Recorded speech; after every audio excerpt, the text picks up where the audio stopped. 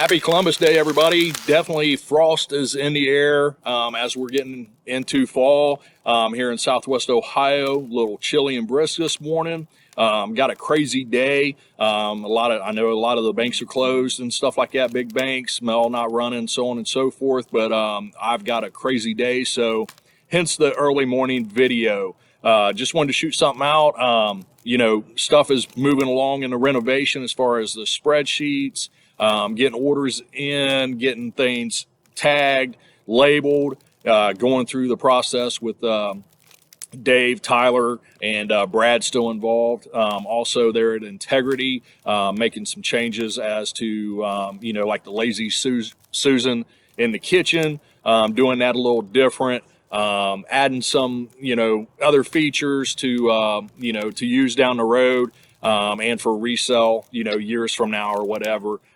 So just making all those changes, tighten them up. Some stuff has begun, as far as, tear down, got some things along the way. So I will be shooting a video again, obviously on Friday.